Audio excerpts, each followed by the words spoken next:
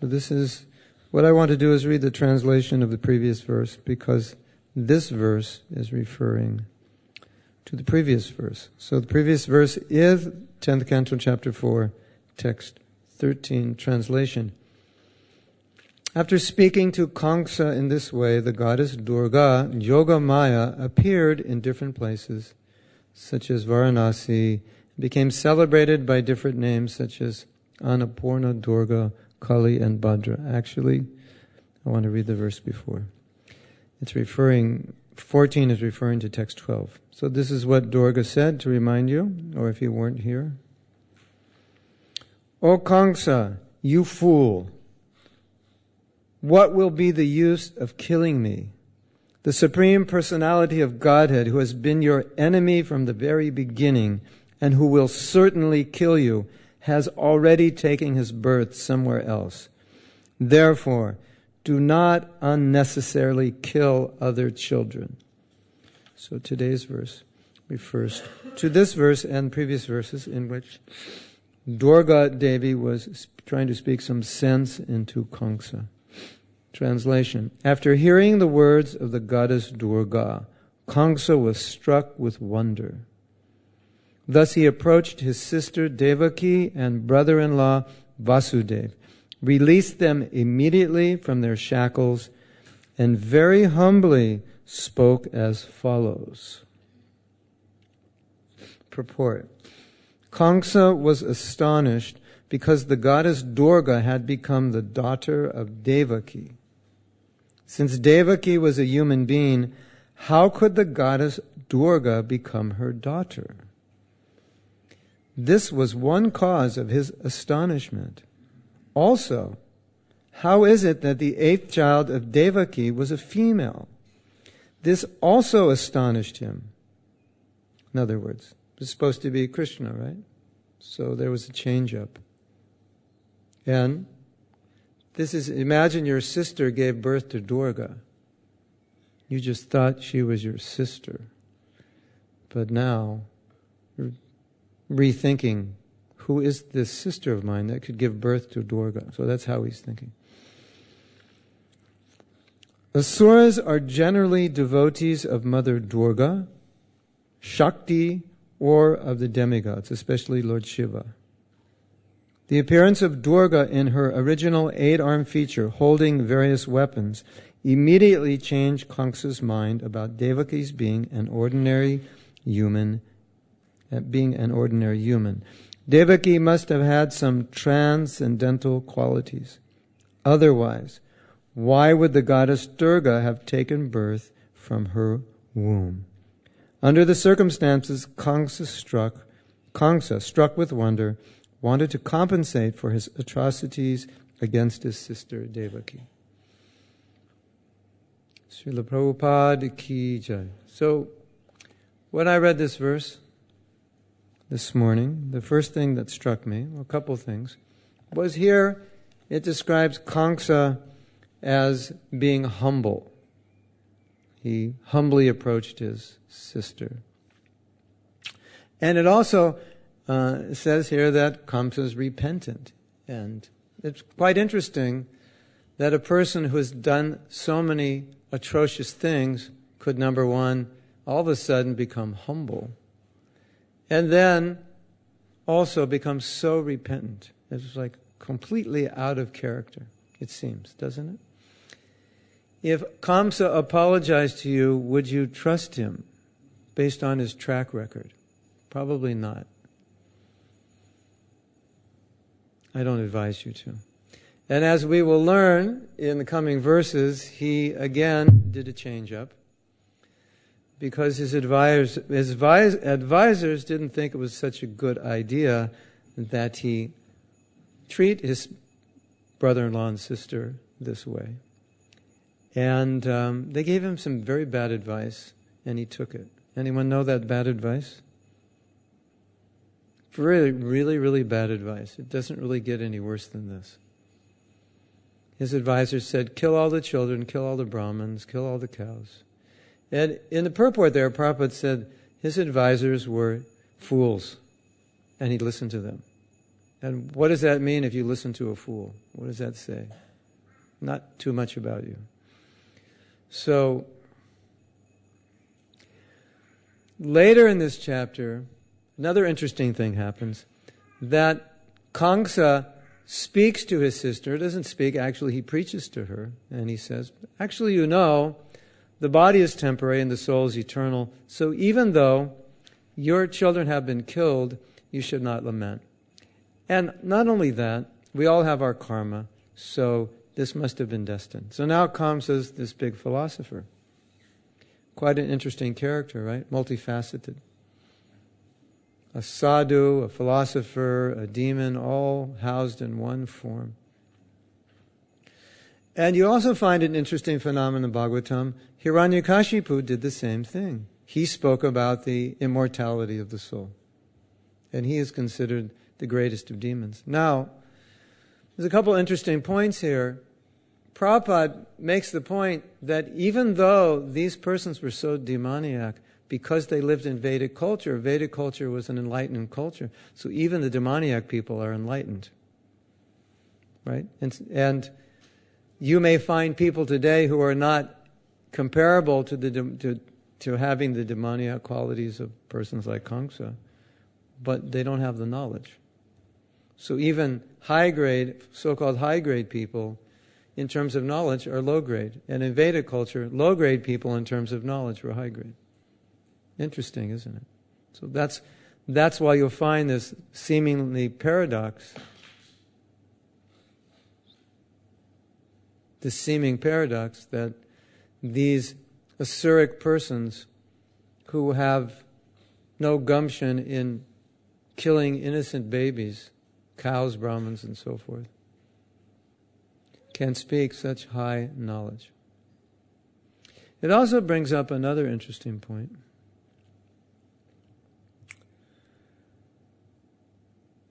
A person can have knowledge and can have bad qualities. That's what we're seeing here, right? You could know something and have very bad qualities. And that's relevant to us because we know a lot. We have 50 books of information, don't we? We have more than 50, actually.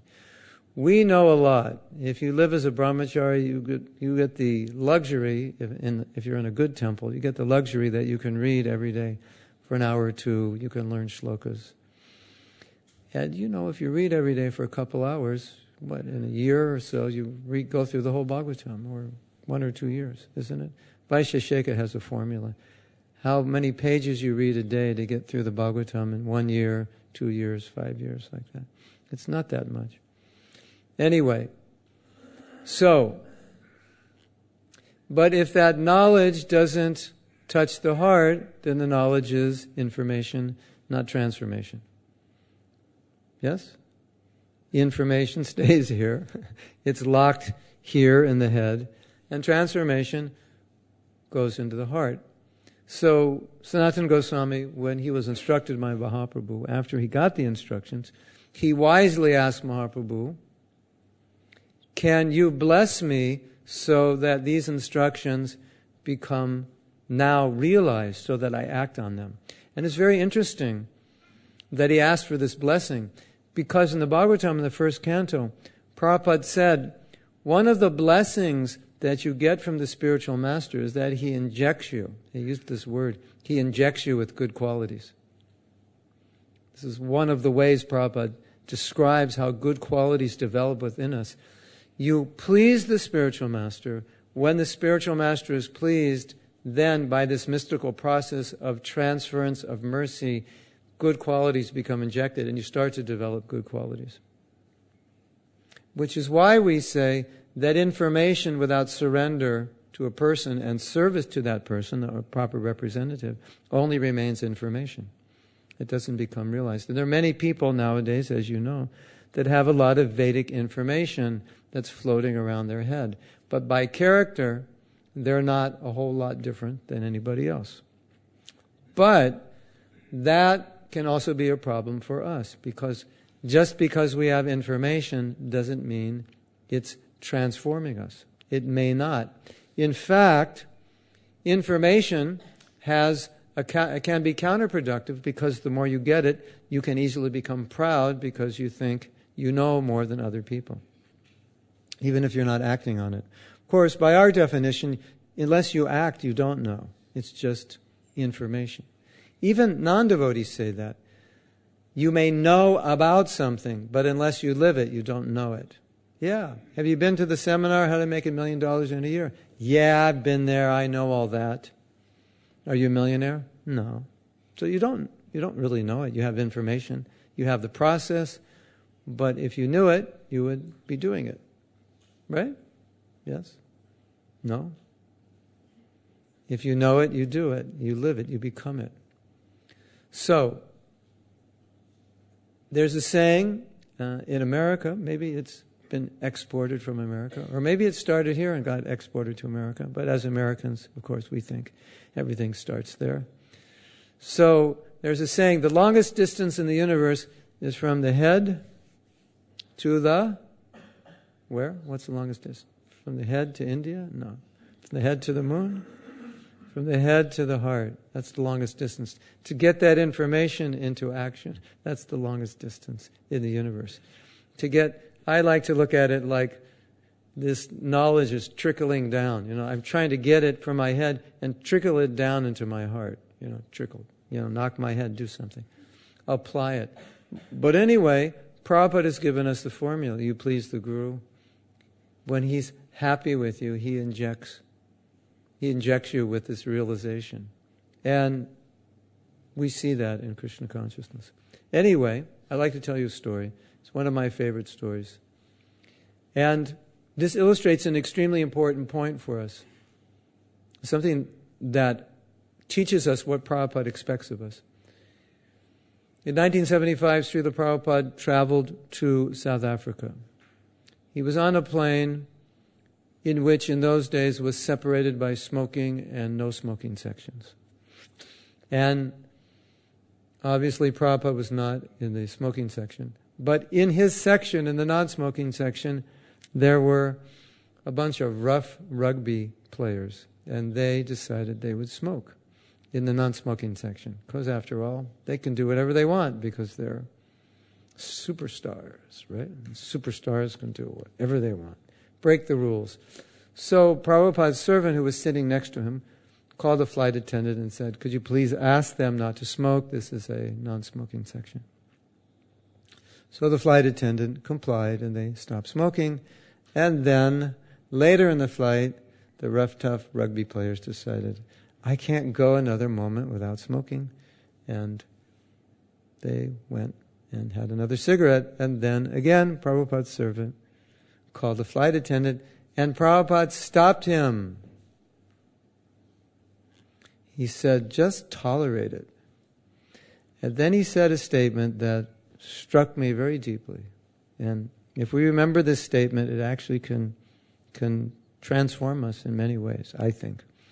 Prabhupada then said, he asked a question to a servant. He said, if you can't tolerate this, what is the difference between you and an ordinary person? What is the difference between you and an ordinary person? We could say, well, obviously the difference between me and an ordinary person is that I know 58 shlokas from Bhagavad Gita, I know 63 from Bhagavatam, I wear tilak, dhoti, kurta, kanti, I chant Hare Krishna. Okay. Then Prabhupada's saying, what's the difference between what you do and what an ordinary person does? So right now in that situation, Prabhupada's telling him, there is no difference. If you can't tolerate it, the question, it's a rhetorical question. It's saying, there is no difference between you and ordinary people. Now, funny story. I don't know where this took place. I think it may have been Australia. Prabhupada's servants were taking rest after lunch, and Prabhupada called them, but because they were sleeping, obviously they didn't come in, and so Prabhupada came into their room to wake them up. And Prabhupada said, why are you sleeping? And they said, we're jet-lagged. Prabhupada didn't really understand jet lag. He said, I'm not sleeping. What is this jet lag?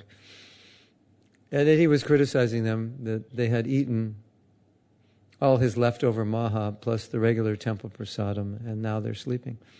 And he said, He said, actually, you're worse than the karmis, because right now the karmis are working, but you're sleeping. It's true, isn't it? You ever thought like that? Sometimes a bad quality becomes a good quality, because if you're in the mode of ignorance, passion is up, right? So if you're lazy, then at least if you're working, that's better. We sometimes criticize the foolish mudhas who work very hard, but sometimes in the devotee community, some people are so lazy that they make the mudhas look good, right? At least if you were working, responsible, you would be better. Funny, sometimes things are topsy-turvy. Anyway, so Kamsa is a good role model for us. Why is a Kamsa a good role model? Because he personifies a person who knows so much and his heart is dirty and bad and horrible. And later on, he changes his decision because you can't trust him. He changes his decision even though he has so much information. So what do we learn from Kamsa? Or what do we learn from anybody who does something which is not right? Like often we'll see another person, especially when we see a devotee do something and it's not really what they're supposed to be doing, we get upset, right? You get upset? Sometimes, yeah. He's supposed to be doing this, and he did that, and he's been a devotee for 75 years. How can he do that? What's wrong? How could he say that? It's upsetting. You have expectations. But it is said, wisely, that you can always learn from the wrong actions of another person. Because by their wrong actions, they're teaching you what not to do. Aren't they? So instead of becoming upset, you can think, thank you, you just taught me what I never want to do. I never want to treat another person the way you just treated that person, because that's wrong. Thank you. Of course, you don't tell the person this, but you think, thank you for showing me. I've learned something from you. I've learned what not to do. Yes? So, we're learning a lot from Kamsa of what not to do. And then the other point that comes up in this verse is a very interesting point, and it comes up a lot in discussions in Bhagavatam class. In Prabhupada, we're talking here that ultimately you can't trust Kamsa. And his good qualities, his exhibition of good qualities, are not really good qualities, because underneath it, what's going on for Kamsa is whatever he needs to do to satisfy his whims, he's going to do. Isn't it? You know that. So he's very nice. Yeah, he apologized. I don't trust this guy. Because in a moment's notice, he can flip, right? So now, this brings up the shloka, Yasyasti bhaktir bhagavata kinchana. If you have bhakti, pure bhakti, sarva guna, tatra samasate sura. You have all these saintly qualities. You have the qualities like the suras have. Harava bhaktasyo. But if you don't have bhakti, kuto mahaguna, you have no good quality. Kamsa has apparently good qualities, but this verse says, no, he doesn't. And this is a very interesting shloka, because does it really mean that no one has any good qualities? And does it really mean everyone in this room has all good qualities like the demigods, and everyone who's not doing bhakti has no good qualities? Is that what it means? Well, that's what it says. It seems to mean that, doesn't it? Now, Prabhupada explains this verse in different places in his purports. And he says it doesn't exactly mean they don't have good qualities. It means they don't have saintly qualities. And then he further elaborates. It means that those good qualities that they may have, and Prabhupada acknowledges in one purport, he said they may be educated, they may have good qualities due to culture, but they don't have good qualities. So it's like, what does that mean? He said they don't have saintly qualities. For example, I was giving a course in humility once, so we asked a question about when we manifest humility. So someone made a very good point. They said, sometimes in the office you manifest humility to your boss. Your boss says, do this. Yes, sir, I will do it. Your boss says, you did this wrong. You say, thank you for correcting me. So you manifest humility. But the devotee said, actually, it's not real humility. I just want to keep my job. So I manifest humility to keep my job because I need this job. So I'm very nice, I'm very respectful. So you could say externally this person is humble.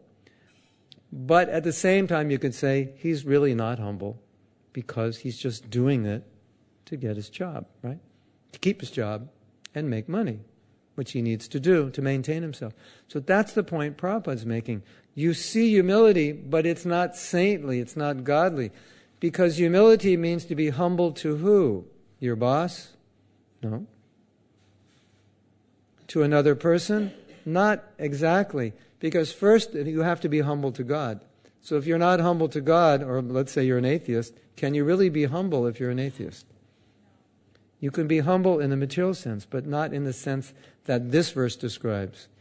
Humility is a godly quality, because by definition, humility means you see your position in relation to God, and you see your dependence on God. That's how Prabhupada defined humility. Dependence. I am dependent on God. That's what it means to be humble. So the humble person in the office may not be dependent on God. So his humility is considered by Bhagavatam to say, no, he has no good qualities, even though you see good qualities. He's very nice, he's very humble, he's very generous, he's very kind. Then you come to the temple and somebody buds in front of the line for prasadam, gets the last plate, and you're left there. And you think, this devotee's not very kind. And then you go back to the shloka and say, wait a minute, it says the devotee has all good qualities. Well, that guy in the office, the other day, he was very kind, he gave me something. So now I'm confused, I'm mixed up. The word used in this verse, Yasyasti Bhakti Bhagavata Kinchana, to explain why a non-devotee doesn't have good qualities is mana rata. And mana, of course, we know means mind, and rata means chariot. And there's another verse in Bhagavatam where the word is manogatan. Oh no, it's Bhagavad Gita. Prajahati yada kaman sarvaparta manogatan. When one gives up all desires born of managatan, it's called mental concoction, or manarat, the chariot of the mind. So what does Prabhupada mean by that? This verse says they don't have good qualities because of the manarat. And manarat simply means they're acting on the basis of mind. And what does it mean to act on the basis of mind? Well, mind is thinking, feeling, and willing. So basically what Prabhupada's saying, how can someone who exhibits externally good qualities actually have them if their life is whimsical, when they're just acting on the impulses of what feels good in the moment, not based on Shastra or a higher principle? Because that's what the manarat means. Sri Sri Radha Gokulananda Ki Jai. Okay, here's the best way we can translate manarat. The popular phrase, if it feels good, do it, that's the manarat. That's what it means. How do you feel right now? I feel like releasing Devaki and Vasudeva. That's how I feel. How did you feel a while back? I felt like imprisoning them. How did you feel before that? I felt like I should kill their kids. But when they brought them to me, I thought, why kill them? It's only the 8th, so we'll let them go. But then after I consulted with my advisors, I felt like, actually, I should kill them. That's called manarat. Whichever way the wind blows, how you feel, that's how you act. Isn't it? Right?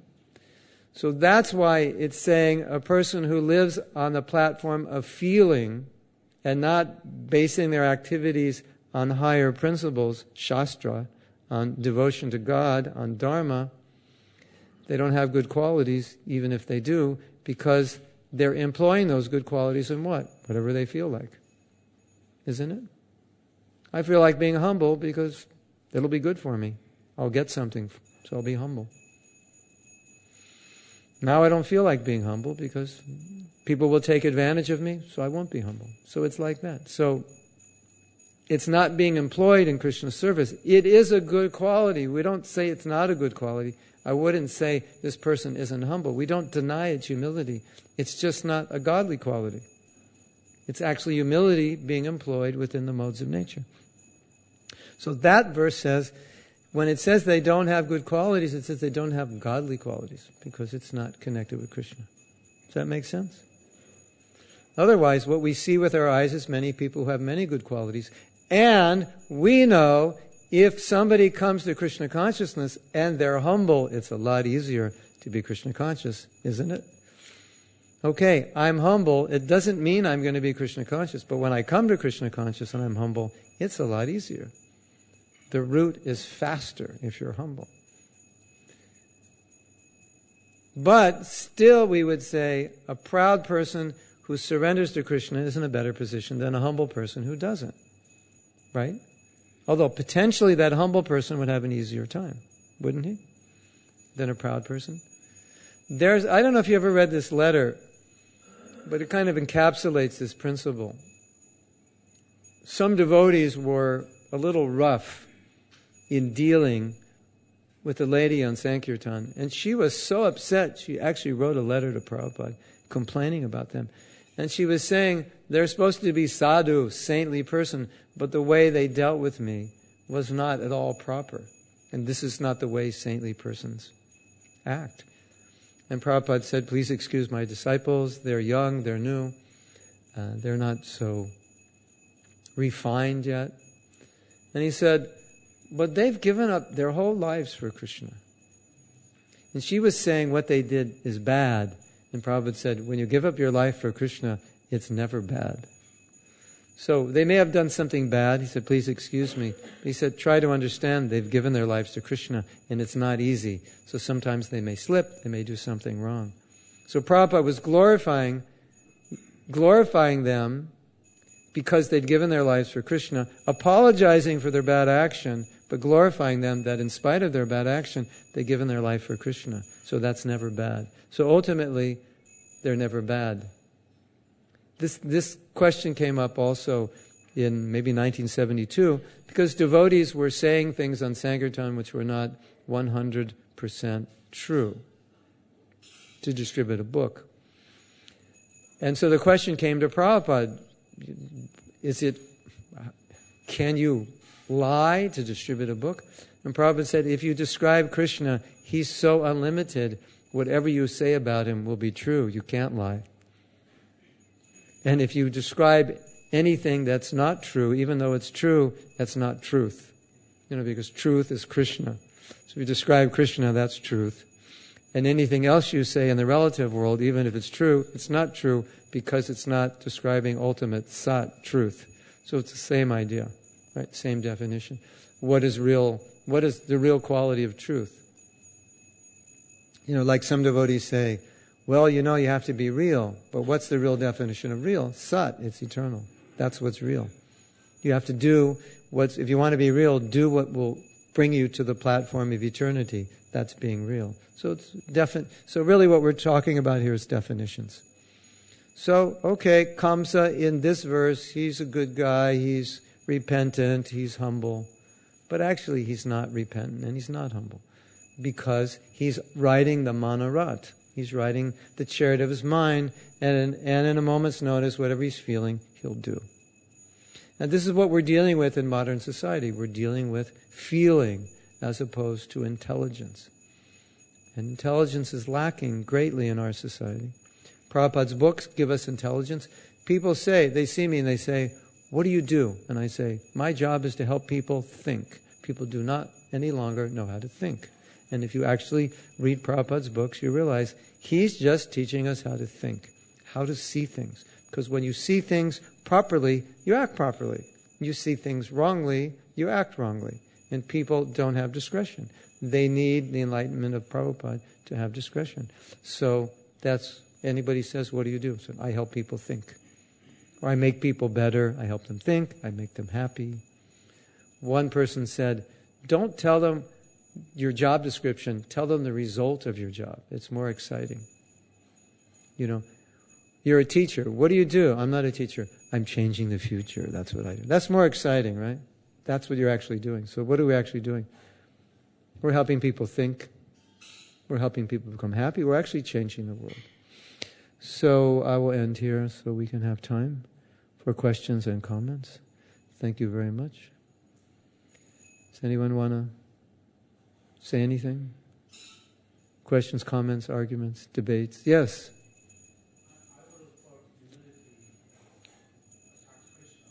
Yes.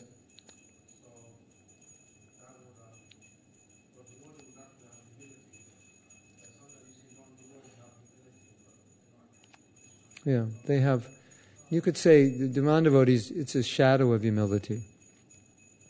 And you could say, just because you're a devotee, you're humble, because you recognize Krishna as God. So that is a form of humility. And, in chapter 13, text 8, 9, 10, 11, maybe up to 12, it lists all the godly qualities. And Prabhupada said, but unless you surrender, the other ones aren't really of any value. So humility is surrender. And so that's the whole point of this class, that one statement, unless you surrender, the others are not of particular value. It's like you have a truckload of good qualities, and what are you doing with them? But when now you come to the temple and drive that truckload of good qualities to the temple, now they're all really useful. But independent of themselves, they may backfire. Like we said, knowledge can make you proud. People actually become proud of their humility. It's possible. So yes, humility is surrender. Yes.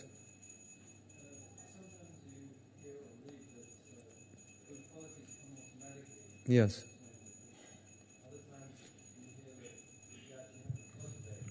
Yes. What is it? Yes. So we hear that good qualities come automatically and that we should cultivate good qualities, and both things are true. And Prabhupada explains, and our acharyas explain, that everything you want to achieve, you achieve it through bhakti. So through bhakti, we will develop all good qualities. And Prabhupada simultaneously says, you have to develop good qualities, so you have to work on it. So in thinking about this, I was having a realization a couple of weeks ago, and I think this kind of encapsulates it. A lot of times, let's say, in trying to be humble, we'll maybe try to be a little less abrasive in our relationships. We'll try to maybe put a devotee in front of us and say, Prabhu, actually, I'm really not a great devotee, you are. We'll try to play the part, fake it till we make it kind of thing. And oftentimes we fake it in a way that is far, far beyond our realization. And so it's completely artificial. But I was thinking that humility for us means getting along with one another. Humility for us means a devotee says, Prabhu, you said this in class and that wasn't right. Prabhupada said this, you said that. And I say, thank you for pointing that out. Yeah, I did say the wrong thing. That's the kind of humility we need. Not the, Prabhu, I'm lower than a worm in stool. I'm really sorry that you're looking at me. I know that's contaminating you. Actually, I have a wet rag here. It's got Ganga water, because you're going to need that to purify yourself after seeing me. We've seen that kind of humility because you read about that in the Shastra and then you think, I'm supposed to be that way. But you can't be that way until you love Krishna. So I think maybe sometimes we miss the point that humility for us has to manifest in terms of cooperation, in terms of being able to listen to one another, take advice, take criticism humbly and so forth. Where, we walk around, I'm lower than a worm in stool, then I go outside and then I criticize you. So it doesn't make any sense. So I coined the term, the path to humility is paved with the practice of humility. And then where do I get the empowerment to do the practice? From bhakti. So then they both work together. Because I have to practice it, and bhakti gives me the power to do it. And then again, going back to what I spoke today, if I don't have bhakti, what's the point of being humble? So real humility will develop, but I have to activate it. Naturally, just logically, if you have an issue with anger, it's going to impede your devotional service, and you have to work on it. So part of the way you work on it is to improve your sadhana. And part of the way you work on it is actually deconstruct what the whole problem is and try to find out what's triggering me, what's going on psychologically, what's frustrating me, so I can work on it. And as I work on it, even if it may be material, so to speak, the fact that I want to work at it is being powered by my bhakti, because I want to advance. And then anything in relation to Krishna is spiritual, therefore my working on it is spiritual. And then by working on it, it helps my bhakti, because now I've overcome my anger. Now someone may say, well, shouldn't you be able to do it entirely just by surrender? Maybe in textbook theory, yes, but if you're not, and it's 10 years later and you're still offending devotees, you better do something about it, right? So you read a book on anger and, oh, this helped. And maybe after reading the book on anger, you realize, actually, Prabhupada said the same thing, but I didn't see it. Sometimes it happens that way. You read a book about something, you realize, actually, that's in our book, but it wasn't codified in the same way in our books or systematized. But then I realized, actually, that's in our philosophy. That's my understanding. I say the path to forgiveness is paved with the practice of forgiveness. The path to compassion is paved with the practice of compassion. You go out on book distribution, right? Why do you go out? Because Prabhupada wants you to. Is it because we're so compassionate? Not the day we move in the temple, we're not so compassionate. But the temple president says, you should go on Sankirtan because this will help people. So you go out there, it's cold, you're hungry, and your mind's saying, you don't want to be out here. You want to be in a nice warm room, drinking a cup of hot tea and eating some nice buttery biscuits. But you're out there because that's what you're supposed to do because you live in the ashram. But 10 years later, you're out there because you don't want these people to suffer. So the practice of going out awakens it, right? So that's how bhakti awakens it. So you do it, and then it awakens.